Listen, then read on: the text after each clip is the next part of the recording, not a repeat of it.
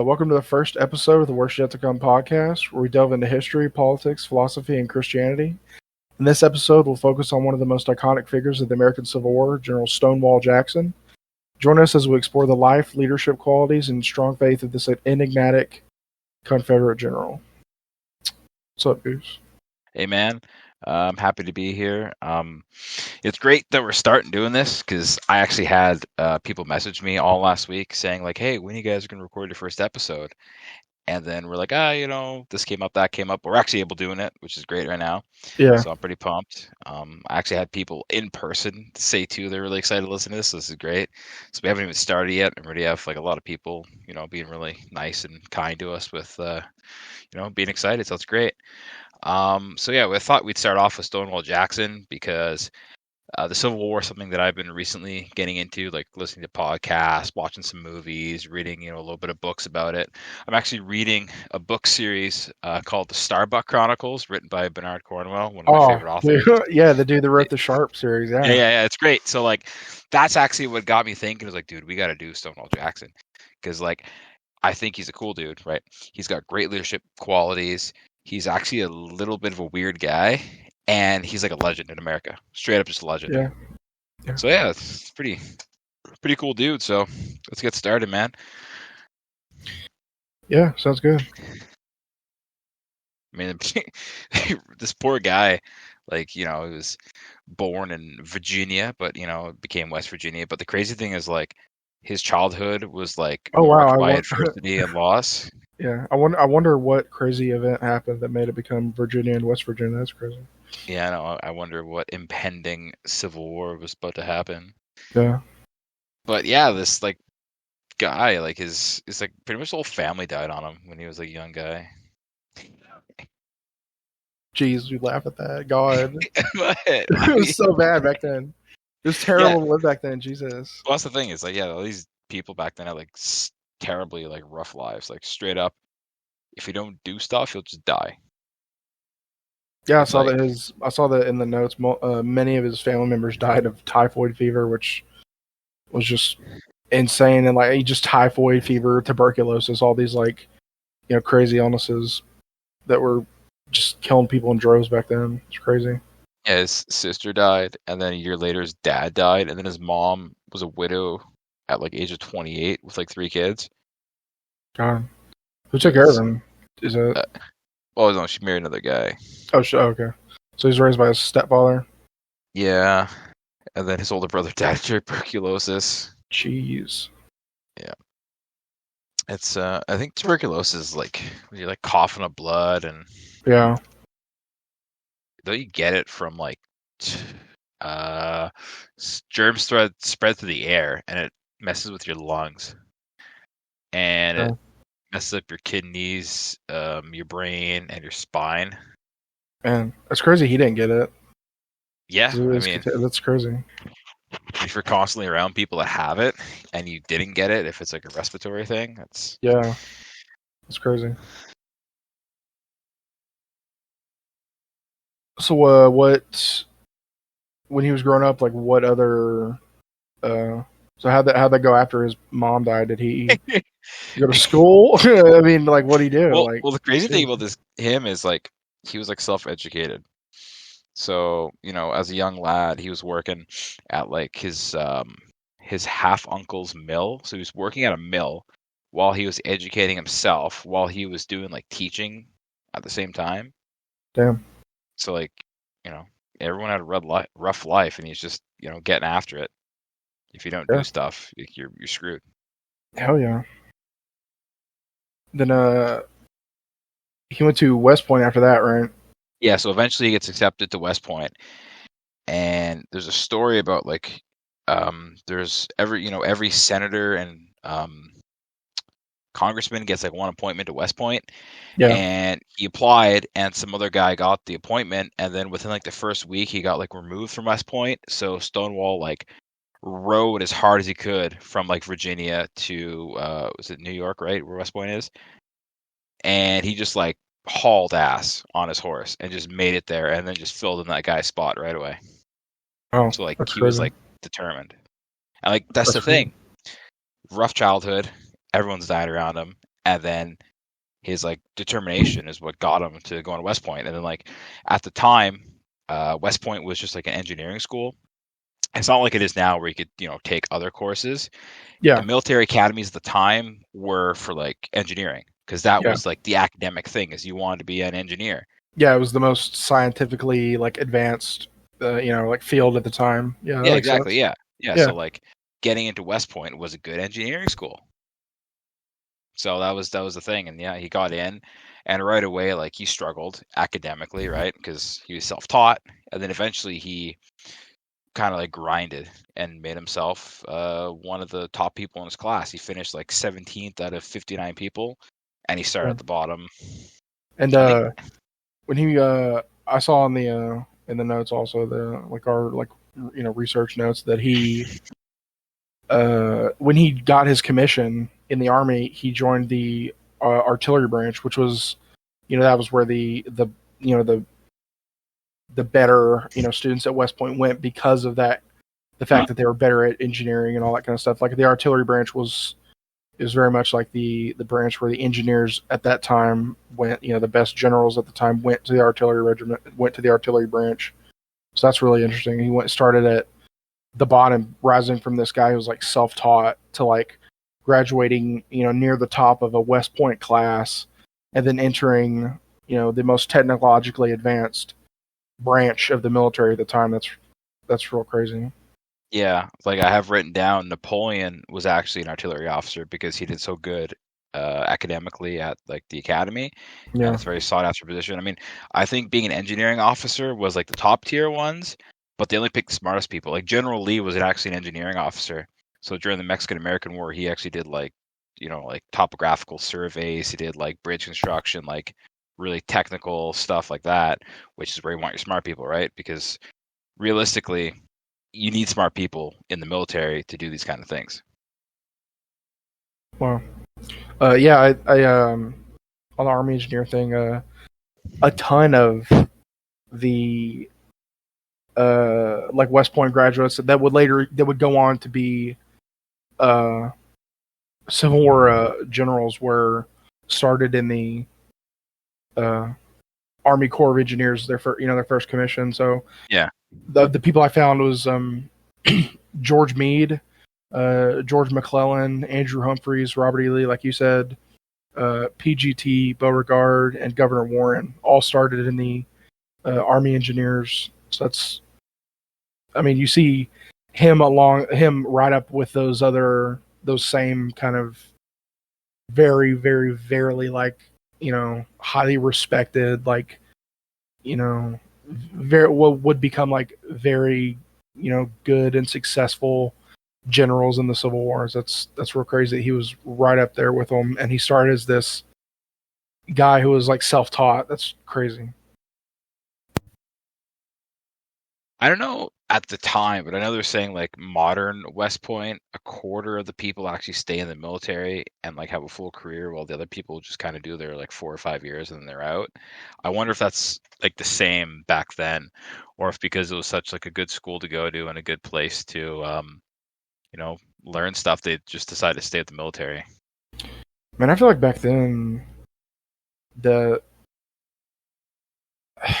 I feel like back then you would stay in, right? I mean, that seems like to me like it would make sense. Like, I mean, if you got into West Point and like you just did your, like, I get now that like all that stuff is free, you know what I mean? But like back then, like, geez, I could like it'd be crazy to imagine like if your family like paid all that money to go to West Point, you get in, you go, and then you go to the army, and then you just do your little commission, then get out. Like, I would think they would want to make it a career back then. Was it not free back then? No, they had to pay a lot of it. No, they had to pay good money. Oh, damn. I believe so. I'll double check that actually. While I'm checking it, what else did he do anything, or what did he do after he got his commission in the army? But like he joined the artillery branch, but what did the Mexican American War was happening at the time? What did he do during that? Yeah, so the cool thing is like a lot of these guys that rose up to be affluent leaders in the Civil War, they were like junior officers during the Mexican American War. So, you know, yeah, that's where you get some experience and you kind of meet other people. And there's a lot of networking going on because, like, say for example, Stonewall Jackson actually meets Lee at a certain point in the Mexican American War, and they kind of hit it off and they understand each other very well, which comes back to help him out later. But yeah, so Stonewall Jackson pretty much fights the Mexican American War. He was at the Siege of Veracruz, Battle of Chapultepec, Mexico City, Contreras. I know he You were saying owns. Oh, sorry. you were saying the Chapultepec. That was where the U.S. Marine song Yeah, the the halls U.S. of Marine hymn. Montezuma. Yeah, Yeah, yeah, the yeah, castle that's where that of comes from. Chapultepec. Yeah, they were storming the castle. Actually, the Right. crazy thing about Battle of Chapultepec, um, that's where Stonewall Jackson actually like shows the other people in the military like some good qualities that he has as a leader. So he's put in a situation where he's running a gun battery and there's shots falling around him. Actually, one lands in between his feet, and Jeez, the guy is straight up just standing there unfazed by it under enemy fire. His men are getting shot around him. Men are running away, and it comes down to a certain point where he's ordered to pull back, and he straight up was like, "No, like we're gonna keep manning this gun, and we're gonna keep fire on the enemy." God, And there's one gun left, and he's helping run this one gun, and he just keeps jeez, it firing. And his like staying in place attitude inspires his men around him. I think this earns him one of his brevet promotions. man, And this is important leadership concept that's going to come back throughout his career, especially in the Civil War, is like, don't panic under fire, because the people around you react to how you are as a leader. People look up to what you're doing, and if you're getting shot at, you're freaking out, you can't get your orders across, you're fumbling with words, the men aren't going to respect you. They're not going to follow you. If you're standing there calm, cool, and collective, the men are going to follow you. They're going to respect you. It's like absolutely. what is it? Colonel Frost during Operation Market Garden.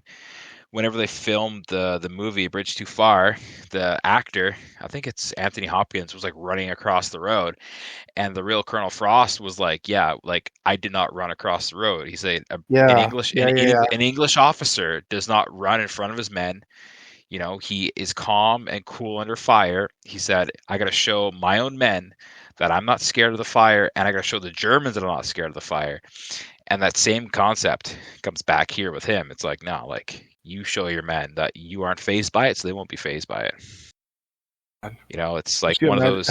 God, in like me and you like that.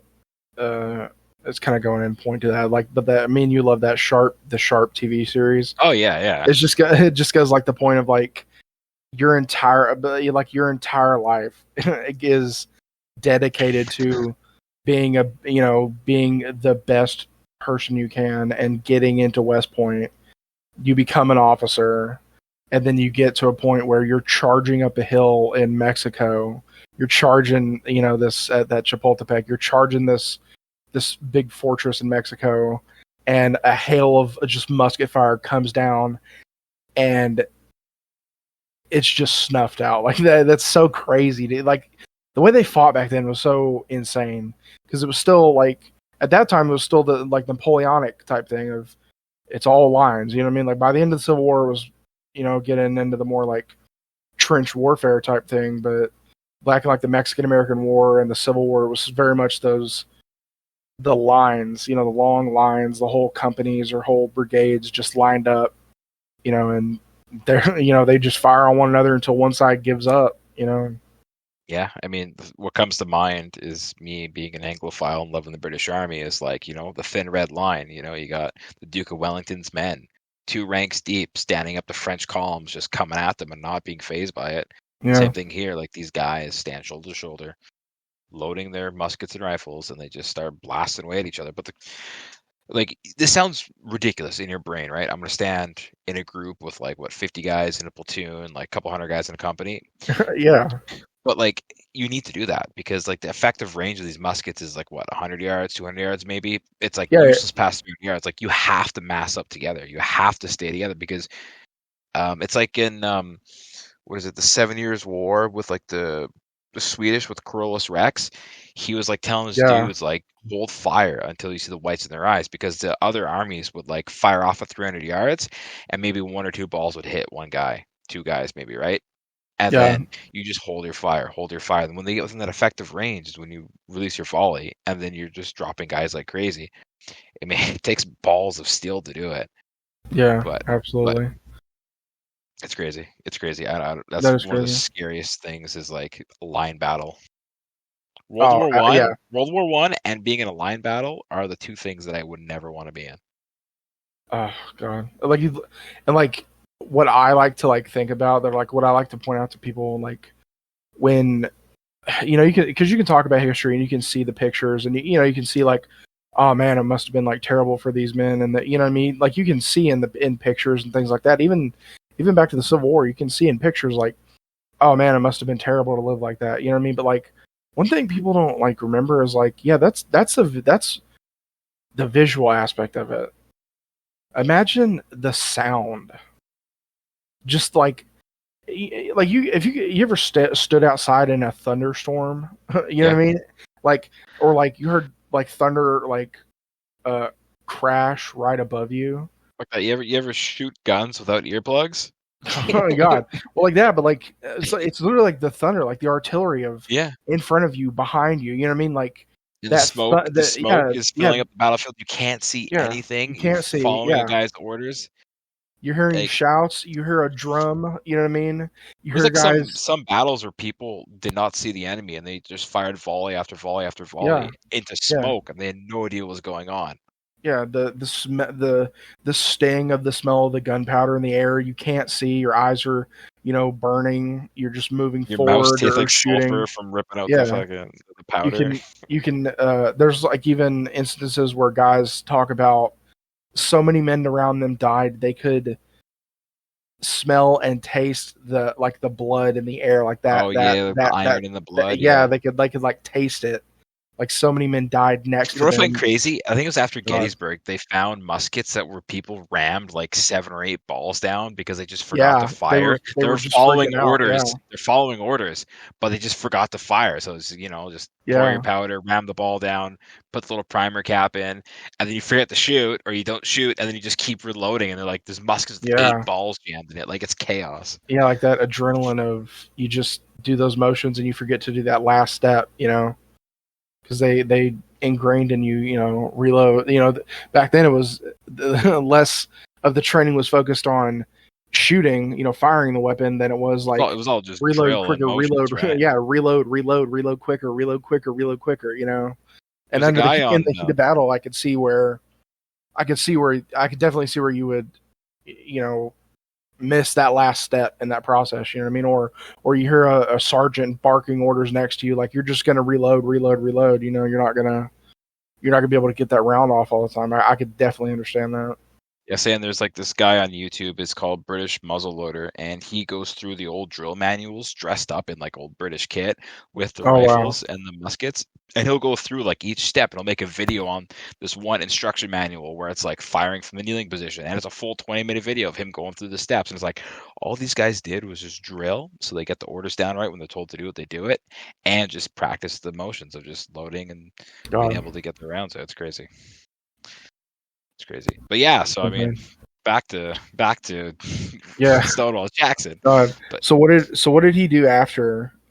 What did he do after the Mexican American War? Because obviously, so yeah, like I said, he got a couple of brevet promotions. So he started off obviously the second lieutenant or lieutenant in America, yeah, and then I'm pretty sure he ended the Mexican American War as a major. So he got a couple of brevet promotions, and he gets sent down to Fort Meade. It's like south of Tampa somewhere, yeah, and it's like pure swamp. Like not a lot of people living there back then. Most people were up like near Tallahassee, not like down in it's called the Panhandle, like where the swamps are in yeah, Seaside, Miami and stuff. But he ends up getting in a disagreement with the guy who's the commanding officer of like that fort. They kind of butt heads a bit, which is understanding the way Stonewall is. We'll go into that, like just the way yeah, he is an interesting guy, eccentric as some would say. But so he ends up leaving and taking up a job at the Virginia Military Institute, VMI, and he's a professor of natural and experimental philosophy, which actually just means physics. Yeah. I guess they didn't Yeah. have a word for God. physics back then. Like, it's the Yeah. weirdest thing ever. And then God. also an instructor in artillery, because Wow. that's what he does. And yeah, I mean, like, he wasn't a very popular teacher. Dude, Um, that VMI is that's still a school. It's kind of cool. It's like West Point. It's still yeah, around. isn't like the West Point of the South. Yeah, I think It's the yeah, I think one. that's what it's called. Yeah. Yeah, yeah, it's kind of interesting. I mean, now I know West Point is like free. You know, you got to do whatever your contract, but still VMI, you still got to pay to go to. So it's more of like an elitist school, I guess. And then you get into the military after. I don't know. Yeah, I think it's like a normal school. I think it's a normal school, but it's like you know how like Military they have school. like well yeah, you know how they have like military school for like, you know, high schoolers or middle schoolers or Yeah. whatever. I think it's like that, but it's just like a college version of that. Um yeah. Isn't that where Patton goes at one point? Maybe. I believe so. George C. Marshall went there. So the guy that did the Marshall Plan Yeah. went there. Yeah. Patton went there. Maybe. I'm checking. Yeah. He attended he attended it, and the West Point too. So Damn, dude. yeah. But yeah, Stonewall, man. Yeah, he was really weird. Oh, Was like yeah, his sorry, yeah, George yeah. Patton. He It looks like his grandfather. No, his son. Son go there. I thought his dad went Wait, there or something. no, his it looks like it's his grandfather. Okay. Maybe it's his dad. That was a picture of Patton. He was the grandfather. He was the In grandfather. the VMI Yeah. uniform. Yeah, George S. Patton Sr. was. Oh damn, George Patton, like World War II. George Patton. Yeah. His grandfather, George S. Patton Sr. Yeah. was a Confederate. Went to VMI. Was a Confederate colonel. And was in the 22nd Virginia Infantry. That's crazy. He actually died in the Civil War. I say his great uncle was killed at Pickett's charge, leading the 7th Virginia Regiment. Oh, dude, Chesty Puller went there. Dude, Chesty Puller went to VMI. Dude, did he? Bro, yeah. Dude, we got to do an episode with Chesty Puller. I love Chesty Puller, and his son was in Vietnam, and he has a really sad like life after Vietnam because he gets injured and ends up committing suicide. Like, he has this legacy of his dad hanging over him, and he's got to deal with that. But yeah, it's a different episode we can go into. He wrote a book. God, what a buzzkill! Jesus. Yeah. Well, I mean, it's history, dude. It's fucking war.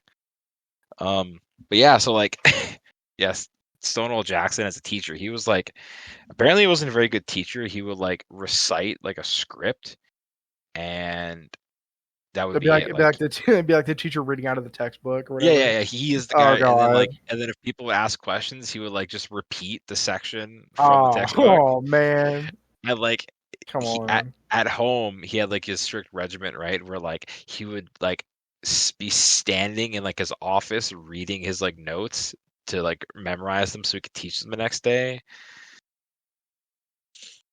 Like, he just had a very weird way of doing it. Like, he's very regimented. God. He would be like, wake up, eat the same thing for breakfast, do his teaching, go home, have lunch with his wife. Then he would like read the Bible for a couple hours. Then he would like stand reading his notes, go for a walk with his wife, and then like go to bed. Like, it was just like a very rigid structure. He also this is what I actually love. The students dropped a brick out of like a second or third story window, trying to hit him in the head, and it just barely misses him, and he's completely unfazed by it. God, dude, the guy's a savage. He's just straight up. Yeah, God, just dude's standing still when cannonballs are getting shot between his legs. You think a brick is gonna phase him? No, like a bunch of teenage kids throwing bricks at him. But dude, God, I don't want to imagine the discipline those kids went through after dropping a brick on them. Yeah, dude, back then you could, beat the shit out of people. Corporal punishment. Yeah, you could like. Yeah, it was part of the military thing. Like, you still like flog people. And jeez, did the American military? I know the British flogged to a certain point, but I don't know if America flogged.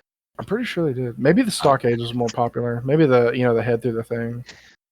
And I'm checking actually. Yeah, so, I'm looking, dude. Like, yeah, I'm checking. Yeah, but yeah, check.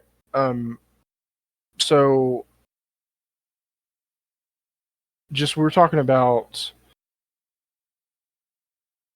uh so the just his kind of being a teacher at VMI, like he how long did he do that for? Just a few years, or was it a significant amount of Uh, time, or did he do that up until the Civil War, yeah, it was up or until the Civil War. So when the Civil War uh, breaks out, he's actually instructed to bring a bunch of students to Richmond, Virginia from oh VMI. wow. So he actually marches a bunch of students to Richmond to get them like set up to join the military because I'm pretty sure they had like a VMI regiment. Because I remember seeing a video, some guy found like a Yeah. VMI belt buckle or something Ah, on like a battlefield. no, didn't the VMI didn't they guard, or weren't they the ones that like quelled the John Brown attack on Harper's Ferry? Yeah, so he had his. So, I mean, this is jumping forward a bit, but when he got to Harper's Ferry and he took command, he pretty much doled out his VMI students to the militia and used them as education. It was like for like every 10 men, they got one VMI student, and he got them to drill those people into order because he Oh wow. reorganized everything. But so just circling back just a little bit, and then we can go back to Harper's Ferry. Yeah, But yeah. yeah, so he marched all these guys to Richmond, and he was like looking for a job, right? You know, he decided, you know, I'm a man of Virginia. Virginia is seceding from the Union. I'm going to fight for my state, which for me as a Canadian is a weird concept because I have no allegiance to any province. But in Yeah, America, that, everyone is yeah, that'd dedicated to the be state. yeah, that'd be the equivalent of that, literally, because in the 13 colonies, it was like, they were kind of like Well, their own kind of. they were like provinces, but like I guess they just are kind of like provinces, but not really, I guess. But Well, they did their own thing until they became the yeah, U.S. and There's then but obviously a like bunch of that, tension.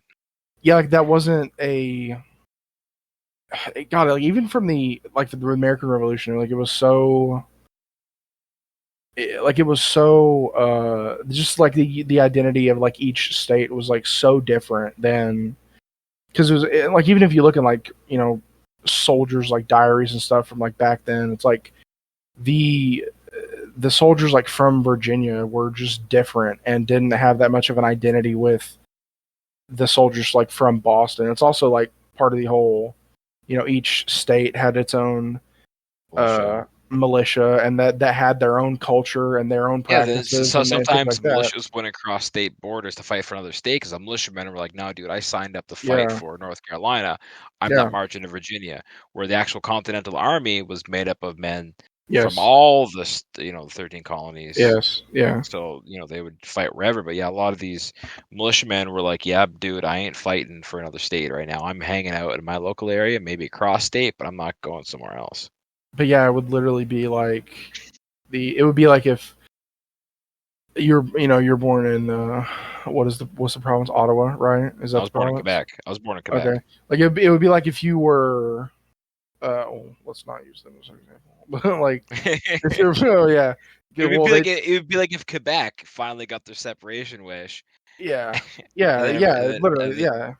But like, but it, so like that kind of that's really the only example I can think of, like in Canada, where it's like, oh, they're like they have their own identity. You know what I mean? As to where like down here, like the 13 colonies, each of them had their own identity, I and that mean, was even more split by the North and South divide that would go on to like it was the an slave issue states of and the slavery. non-slave state. That's It what it was was. yeah, it was literally the northern states. They did have slaves, but it was less ingrained in the culture of Yeah, because they would have like they'd have slaves do shipbuilding in the north, or fishing or something like that, but down south they would be like hard thousands farm at like labor. plantations and things like that. So I but mean, going back to the I don't want to get trail off in that and all that, but like yeah. because they'll be on that subject forever, but But yeah, uh so yeah, like I was saying, yeah, when he brought these VMI students to Richmond, like his mission accomplished, done, right? And he's yeah, looking for a posting, so he goes to the state military, the Virginia military, and then yeah, they commission him as a major in like topographical surveys, which is like an office job, like making maps and stuff. But he wasn't very good at topographical surveys. It's like his worst subject from West Point. dude, that sounds boring. Oh my god. Yeah, and the crazy thing is the governor at the time of Virginia was an old military buddy of his. Oh, So he heard about that and he pretty much was like, "No, I know Jackson. I've seen him in combat. I've seen his leadership abilities. I know him." And they made him a colonel of infantry. And they're like, "Yeah, no, you're not doing that." And well, then that's when he gets sent to Harper's Ferry, which is, an important rail hub. It's the most northern point in the Confederacy at the time, super close to the north. So it's a very key position for them to hold. So they send him there, and that's what I was saying. Is he shows up and there's like militiamen that are all dressed up, all bougie and like silks with feathers in their hats, and he's in like a worn out VMI uniform with like a cadet cap on, and these militiamen are just so drunk, straight up just drunk. And he shows up, and there's a couple of like militia like generals, I guess, and he's only a colonel, and they get pretty pissed off about him taking over, and he ends up just whipping these guys into shape. And this is when he kind of really shows like his, I don't know, abilities as like a trainer of men. He's drilling these guys like 6 times a day, marching them through night, getting them ready for long marches, and gosh. he just straight up like whips them into shape. It's like a movie montage almost, you know? So, going on to God, that like raid on Harper's Ferry is so insane. God. Um. But yeah. Jeez. Sorry. Sorry. I was reading. Yeah, I was reading our notes actually. Sorry. So like to the Civil War, like, so what did he do after? Moving on after like the because he took command of the battery at Harper's Ferry. So like at moving on, like, did he? What was the first engagement he was in and all that? Like, was he at? Look at our sheet. Yeah. Okay. So yeah. Sorry. So he was at battle. He was at Bull Run. So Yeah, which is first Manassas for the north, right? And it's the Battle Bull Run for the south, they call it that. yes, I think it was. I forget the naming convention for both sides because the Didn't like the south name it after like rivers or something, or the closest I water, believe so. and then the north named it off like the closest Yeah, town the or North something? named battles and armies after bodies of water, such as the Army of the Potomac Yeah, yeah. or the Army of the Mississippi, and also, the North called it Bull Run, and the South, the Confederacy named battles and armies after towns. Okay, so I got it mixed up, but yeah, so it's the northeast. So it was I'm sorry, Bull Run was near the town of Manassas, Virginia. So the Confederacy, and even like down in the South today, people will call it Manassas, first and second Manassas, but Yeah, okay. that's not too common because they But tried them to change Yankees that. call the Bull Run up north. Yeah. But so yeah, so that's why the Union had like the Army of the Potomac or the Army of the Yeah. Mississippi, but the Confederacy had the Army of Northern Virginia or the Army of Kentucky. Yeah, okay. Um.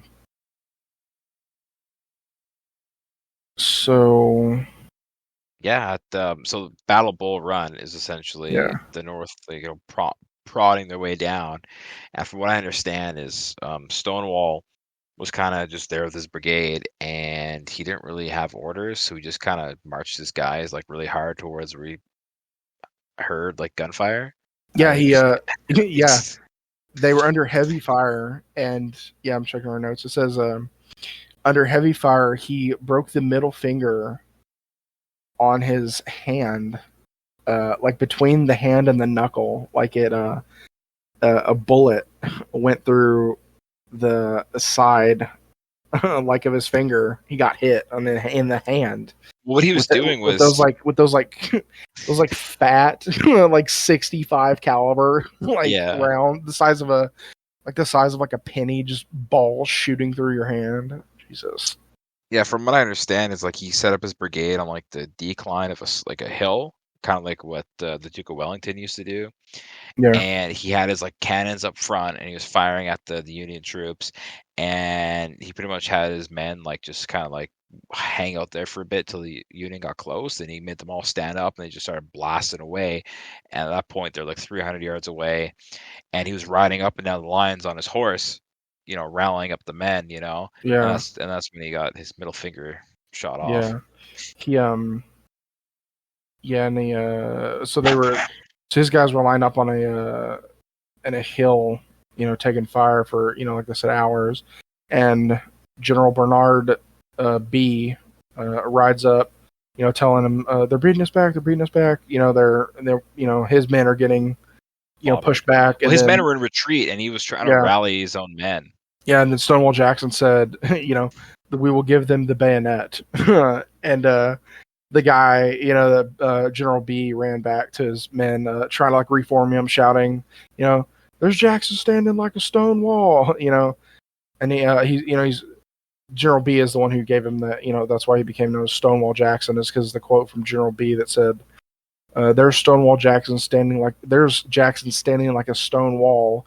Let us determine to die here, and we will conquer. Rally behind the Virginians. He shouted as he was trying to like, rally his men to stay put and to help in the attack that Stonewall Jackson was gonna lead, I guess. Well, except the funny thing is like people don't know if he said it as like a snarky comment or like a serious comment. He got killed an hour after he said that. Yeah. They're like, was he? So it's was he saying, he's standing there not doing nothing for us, you know what I mean? Or was he saying, he's standing there, resolute and confident and commanding? Or is he saying, he's standing there doing nothing? It'd be interesting if he meant it the other way and people took it as a positive rather than a negative. That'd be really interesting if that was. Well, the thing is, he's standing in front of his men and he's trying to rally them. So it's like, do you want to be making offhand comments towards a guy who's kicking ass and taking names? Or do you actually want to rally your men that are retreating and get them to fight under you? Because like, I wouldn't respect a leader who in that situation would be insulting. Insulting another. Like, insulting another. You're not inspiring your men to fight for you if you're going to be saying stuff like that. Yeah, you're not confident in. If you're not confident in a man who's also a general, then I don't know what. Well, he's a colonel at this point. After this battle, he gets promoted. He gets promoted to brigadier general. Yeah, and then I'm pretty sure he has 4 regiments under him or something, and then that becomes the Stonewall Brigade, which takes on his nickname. Yeah, that's crazy though. That whole like, just the story behind his name, God, and that went. It literally is due to his. It seems like I like to believe that it was a positive. Him standing tall in battle. Resolute. Standing. That same. And it seems like part of his character, because like we were saying in the Mexican-American War, I mean, he stood as a cannonball landed like between his legs. Yeah, he just stood there, and also like the brick falling from below or from above at VMI while he was teaching there, and like dude, he got his middle finger shot off, and he refused first aid, wrapped his handkerchief around it, and then kept going on and inspiring his men. Yeah, so I think it makes sense that he meant it, positively, and that he was standing there, confident, holding his ground, that kind of thing. So I think that makes sense. That I don't think it was a negative. But yeah, so after that that's really the birth of Stonewall Jackson. He was October 7th, 1861. He was promoted to Major General after the battle, and the Major General, or Brigadier General after the battle. I think he was Major General because he was a colonel, and then he gets promoted to brigadier after. Let's double check. No, if he was already leading a brigade, wouldn't he have been a brigadier general by that point? No, I think he was a colonel. This is one of those things that we should have researched, but like I didn't know it was gonna come up in conversation. Get in the weeds. No. He was already following raids on the B&O Railroad on May 24th. He was promoted to brigadier general on June 17th, 1861. And then, so that's June, and then first Bull Run is in July of 1861. Okay. So he's leading the brigade at that point. So that he's leading the brigade. So he's a brigadier general at that point. Okay. And so after that battle, so the battle was in July, and then in October, he October 7th, he's promoted to Major General and given command of one of the divisions of the Army of Northern Virginia, I guess. Okay. But that's crazy. That whole it says during the battle, Jackson displayed a gesture that was very common. He held his left arm skyward with the palm facing forward, interpreted by his soldiers variously as an eccentricity or an entry to God for success in combat. So you ever been to church where people hold up their hand, that kind of thing? I think it might be a southern thing. I haven't seen anyone do that in Canada. Ooh, Lord. Or I'm going to the wrong church.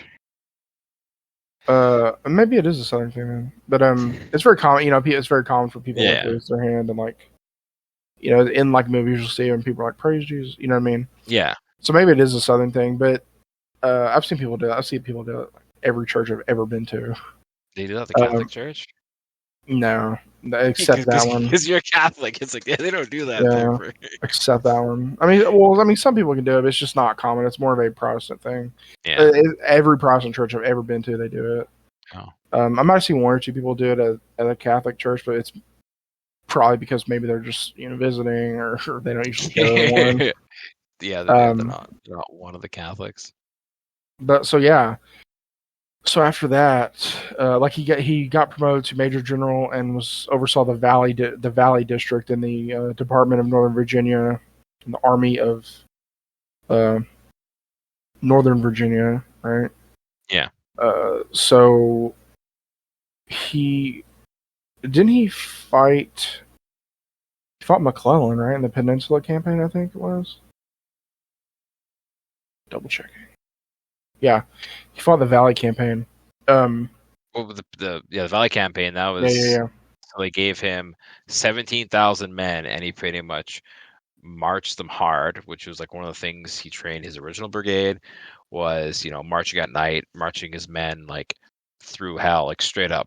These guys would march to their feet were like bloody, and that was one of the things he was really good at as a leader was like his pushing his men. Yeah, his ability to march his regiments like impossible distances overnight, where like many regiments and units had like mass desertions, like illness and exhaustions, and his dudes were like, no, we're gonna straight up just outmarch everyone else, and that helped him in the Valley Campaign because he pretty much marched. I'm gonna use kilometers, over 1,000 kilometers in 48 days, and he won like several minor battles and just like kicked the ass out of the Union Army, which was 52,000 men to his 17,000.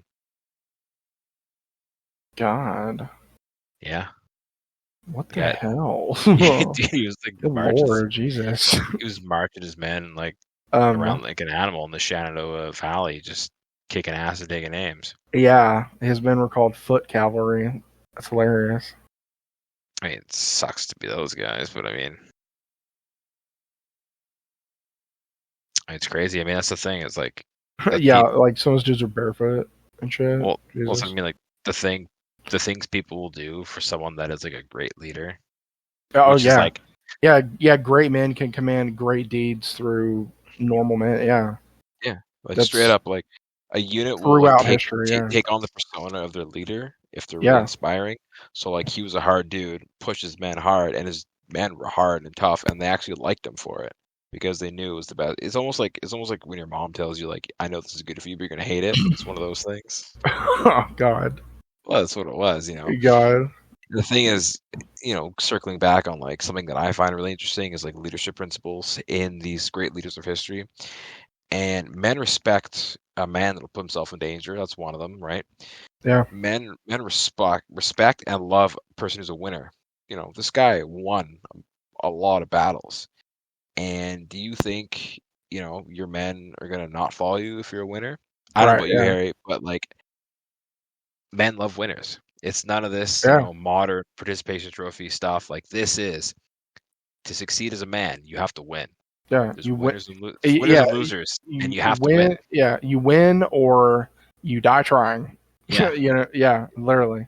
That's what it is. But that kind of, I want that to kind of be the, point where we talk about the kind of the man behind the myth of Stonewall Jackson. I mean, people get caught up in like, oh, Stonewall Jackson, Confederate general and all the, the modern day, controversies Controversies. of being a Confederate general. But like, I don't want to look at, like the cause of, that he fought aside, like, because that stuff is already, common knowledge and that kind of thing. Like we don't. I'm pretty sure people don't need us to say that slavery was deplorable and things like that. I mean, I No, think that's I I think want that's pretty common knowledge that slavery was Oh not yeah. that it was not very cash money, and that it No, was no, no. one of the worst atrocities in United States, if not world history. But the Um, thing is, I wanted to focus more on the man, yes, yeah, exactly. not on the overarching umbrella of So the yeah, terrible things. yeah. So tell me more about his. I know we talked about he was, or I don't know if we mentioned it or not, but he was very devout in his faith, which is pretty normal at the time. But he was almost in doing our research for this, we learned he was almost to an otherworldly in his devotion Oh to. yeah, yeah. He was Yeah, like straight up like yeah, hardcore biblical discipline, and that's the thing is like um, discipline. Like he was an extremely disciplined man with his religion. He didn't have a lot of distractions that his contemporaries have. So while all other officers were, out drinking and whoring around and having fun, this man was straight yeah, up like reading the Bible, being with yeah, his family, reading books on military tactics. It's almost like Dick Winters, from Easy Company and yeah, yeah, Band of yeah, Brothers, yeah, is on the weekends the men would go out and drink in town. Dick would be reading army manuals about, yeah, yeah, tactics and strategies and all this stuff. yeah. And He'd be he doing. was he Yeah, was an he'd be. effective leader because he Yeah, was disciplined enough to put in the time and effort into his craft. So yeah. same He thing was. with Stonewall. Like this guy didn't have the distractions that his contemporaries did. All he, Yeah, and the thing that I find interesting is like people that are very devout and religious. They care about their family, they care about God, and they care about self improvement. They don't chase women. They don't dedicate themselves to drinking. Like they're all about improvement and making themselves better. yeah. So And I this, think I think that would be is a good point too of like, like it's one thing to be like going back to him, him being a good example for his men. I think it's one thing to see an officer that I think it's one thing to see the the the markings on the collar and the sitting high up on your horse with uh binoculars hanging at your neck and your gloved hand on your hip looking out over the battlefield. What I mean? It's one thing yeah, to see that historical image of like a general like high atop his horse, but it's another thing to know that this man cares for himself, the men that are under him, and that above those two things though is that he wants to improve upon himself so that he can be a better man and a better leader for his men and for his family and for his God. You know what I mean?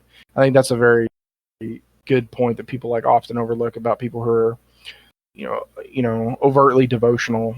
Back then it was what's more common, but I mean, yeah, and like it goes back to like the whole like discipline equals freedom principle from my yeah, favorite podcaster, Jocko Willink. It's like, yeah, if you're disciplined in what you do, it gives you freedom. So like yeah, him being disciplined and learning his trade is essentially what led him to the freedom to be able to do whatever he wanted and being so successful. yeah. The discipline of being able to wake up and say that I understand my own capabilities. I know what I'm capable of. I know that I'm capable of doing more, and then setting out on that path to do more is a very, like you were saying, it's very freeing. It's the ultimate like freedom of knowing what you can do and what you're capable of, and recognizing that you could always do more.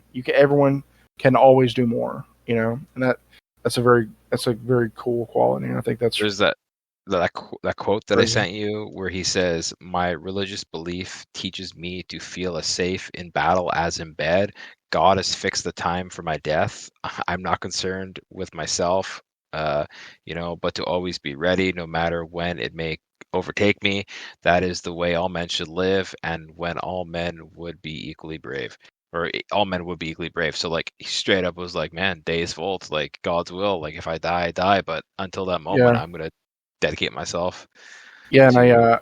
I found another one of his favorite quotes in doing our research. It was Romans chapter 8, verse 28. It was, "We know that all things work for good for those who love God, who are called according to His purpose." That was one of Stonewall Jackson's favorite quotes, and I think that very much, Is kind him. of speaks. That's Yeah, like the way he lives his life.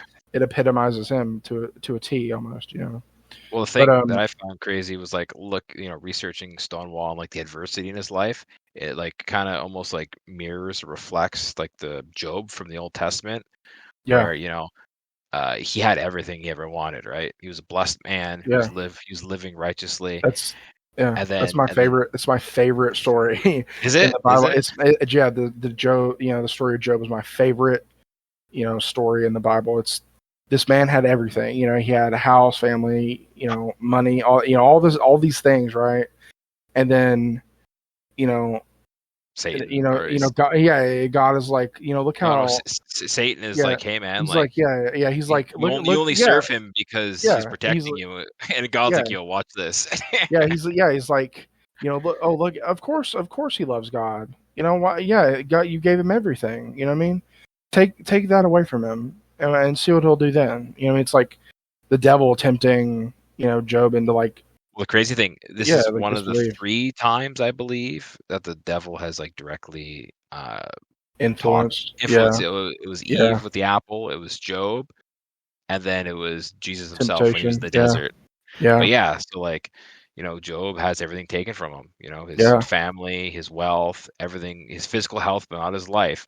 And under all these circumstances, he does not curse God.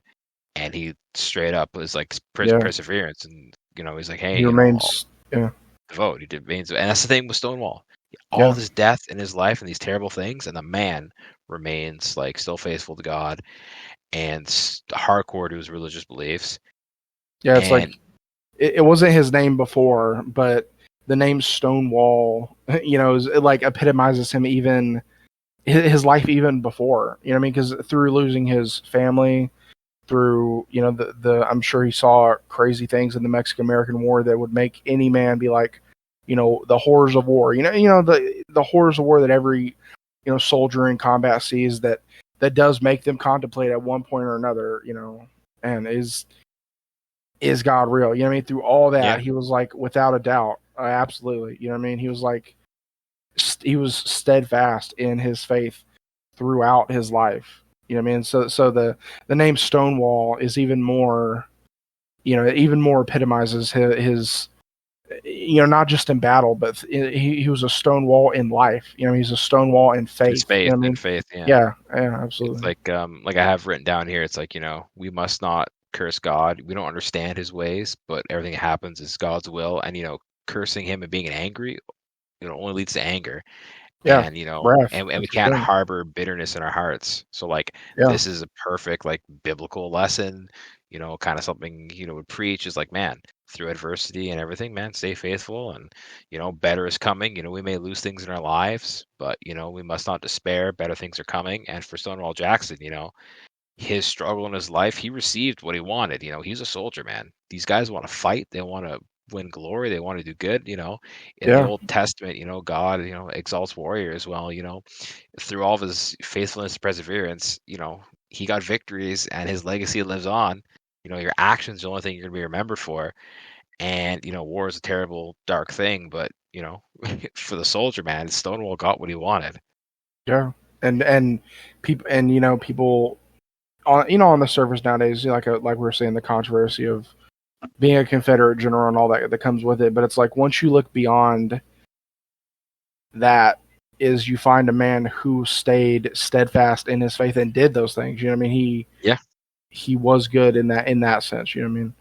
Um, but I think next we wanted to move on to the talking about a little bit of the military strategy and how he had this kind of unconventional approach and was one of the Confederacy's most formidable generals, and he was very kind of unique in his uh, just unconventionalness of with which he did stuff. And Yeah. So like, I think they kind of like goes a case in point of like him being a self-taught. I mean, he's good at pulling out a win. You know what I mean? He's good Yeah. at just making it up as he goes along and succeeding at doing that. So what kind of stuff did he kind of do? Can you fill us in on that?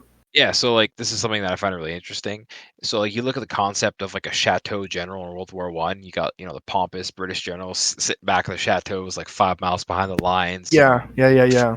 giving Yeah. orders through telegraphs and all the radios, right? Well, Stonewall, man, prior to a battle, he would send some spies in, and most of the time he would send himself in to kind of figure out which enemy generals in the area, get their numbers. He'd develop a game plan, even though he was outnumbered, which he fought a lot of his battles outnumbered, and he'd kind of figure out how to deal with each leader based on their previous battles they fought. Like he was a student of military history. Yeah. He would know their supply levels, their troop counts, and like he understood, like I need as much information as I can so I can figure out how to defeat them.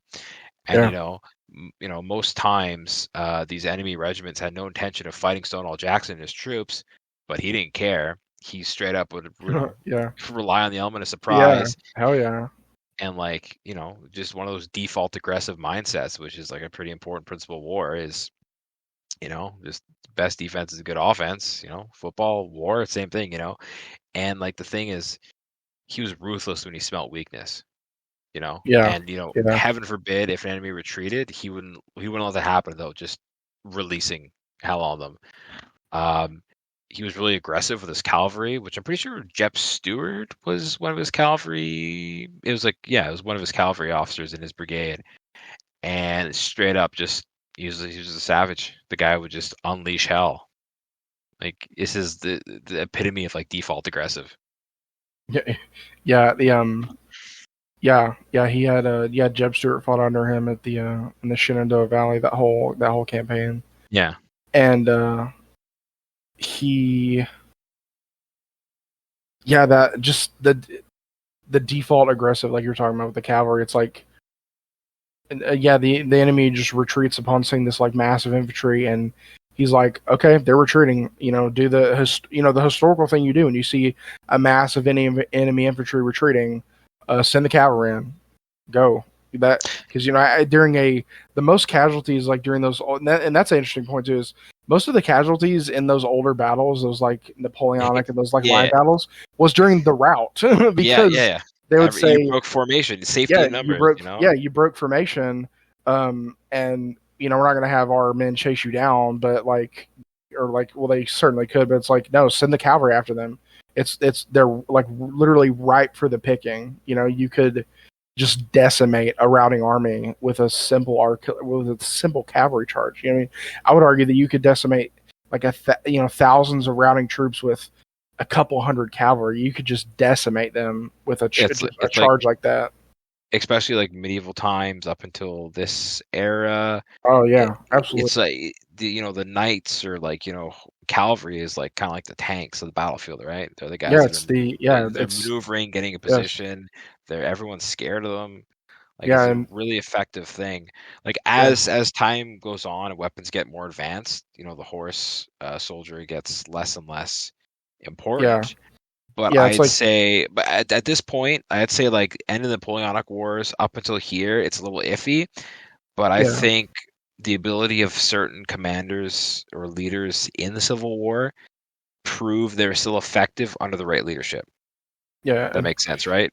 Yeah, if you look at I think if you look at like you were talking about the cavalry, how they were they were like the tanks of back then. You know what I mean? But like if you look at like early Civil War too, you'll see where early Civil War it was very much traditional cavalry. They were scouts. You know what I mean? They were charging with their sabers and things like that. Yeah, they were scouting, screening forces. They were foraging. But then you see by the time, you send things like that. They're doing like behind the lines, like sabotage type things. They're doing I did during the research of all this, or just reading about Civil War kind of stuff. Is cavalry were the ones that would go behind enemy lines and like sabotage railways. They would tear up the railway tracks so like a train would derail in the middle of nowhere, things like that. But once you that's important stuff though, because like logistics wins wars. That's why you have some commanders that are great tactical commanders, but they're terrible strategic commanders. Erwin Rommel, great tactical commander. His desert campaign, Yeah, logistically terrible. He yeah, wasn't a strategic commander. He was a tactical commander, but he wasn't very strategic. You got yeah. guys Yeah, like Eisenhower. Dude, the guy was like a logistical the way everything was all yeah. logistics. Like the I most think successful commanders in history know about logistics. yeah, like I think Napoleon was that way too. Very good tactical, but strategic. No, like because the his whole thing into Russia, like it's you can't go past the range of your Supply lines. like food. Like, Yeah. your men need food, man. Like an army marches on its stomach, and if they have no food, they're not going to march. They're going to die. But And like going back to Stonewall understands this concept. yeah, and but like going back to the point of the cavalry, I just want to add like one last thing is in the early war, they're doing the traditional cavalry role, all those things we just mentioned, and I feel like early Civil War, the cavalry, it was the cavalry saber, you know what I mean. But as you move on, in like even by the time Gettysburg, 1863, cavalry is essentially dismounted infantry. Oh Is yeah, it yeah, like yeah, yeah. is by that time a lot of them had Spencer rifles or Henry repeating rifles or Who's the Sharps guy who rifles. opened the Gettysburg battle that was played by Sam Elliott in the movie? The Ah, Union general. and Look this up right now yeah, I'm because looking it up. this is a I'm looking it up. super. So at the beginning, I know we're getting way off topic, but I mean this is like a epitome of our conversations that we have and why we wanted to do a John podcast. Buford. John Yeah, Buford. Buford. He Yeah, essentially he held the town fought. with our with cavalry like That's what I mean. He regiment, right? rode up, Like dismounted the it's cavalry, ridiculous. and then as the Confederates advanced, he did like a nice like retreat, but it was like an organized retreat where cover and move, fire and move, Yeah, and yeah, like he held off the Confederates until the Union Army can maneuver into position, and it was like a really effective use of dismounted cavalry, which is like something I think like the Boers did really good in the Boer War too against the British was like their yeah, ability to like yeah, dismount cavalry, and so like it's not cavalry what we think of in the Napoleonic sense, but it's still effective use of them, and like that's kind of happening in the Civil War. yeah, I mean, that's the crazy thing too. Like a lot of countries sent observers to the Civil War to like figure out what's going on, so they could reuse the tactics yeah, yeah.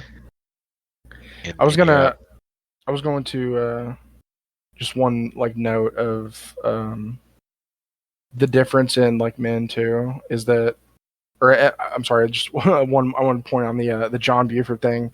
Yeah, The dismounted cavalry with like the Spencer rifles. I think that was what they had at Gettysburg. I think that was what John Buford's cavalry division had at Gettysburg, I and was.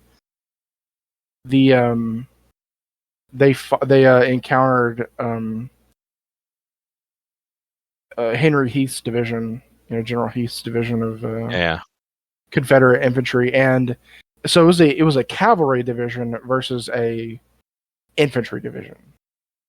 So I looked up a cavalry the cavalry division that Buford commanded was two brigades and a reserve brigade, but wasn't with him at Gettysburg. They were in Maryland actually on a different separate assignment. But at the time, he held back an infantry division with looks like about 2,700 men, so a little under 3,000 cavalrymen, dismounted, fighting in an infantry division, holding them off, from fortified position, but it's still a cavalry division versus an infantry division. Like, and I know this was by no means a full infantry division, but it's still like they're probably at least halfway outnumbered. I mean, that's insane. so going back to back to the whole Stonewall thing. So the Valley campaign happens, which is pretty interesting because Yeah, from what I understand is the Shenandoah Valley is like the breadbasket of the Confederacy, and the Union essentially, understanding logistics, military fights on their stomach or march on their stomach, yeah, they maneuver men down from the north and they attack the Shenandoah Valley, and this is where Stonewall and his men are sent up to hold and fight. And the first battle is the Battle of Kernstown, which actually is the only battle that Stonewall loses, but it's still a strategic victory Oh for wow. the Confederacy. So Wow. even when he loses, yes, he only lost his military career, but it turned out to be a strategic victory for the Confederacy. Wow. So I don't want to get down to the weeds because there's a lot of battles, so we'll just kind of quickly go over them. But like at the end of this battle, he actually arrests a brigadier general because he retreated from the battlefield before he received permission. And that Wow. guy suffered humiliation from a court martial, and then he was eventually killed in Pickett's charge. But think about Damn. like this highly disciplined dude who like lives off military bearing. He fucking arrests you because you retreated without without an God. order, even though that's how serious he is.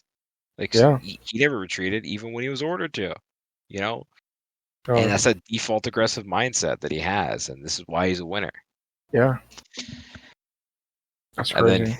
yeah, like I said, he That's crazy. retreats. Because there was a couple times, like in the Mexican American War, where he uh, refused an order.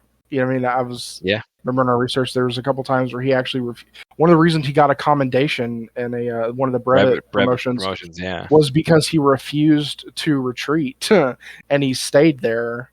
I think, and he held his ground, kept manning that like the lone gun, like you were talking about. yeah. That's so crazy. We're going to come back with part 2 of our Stonewall Jackson episode, and see you guys next week.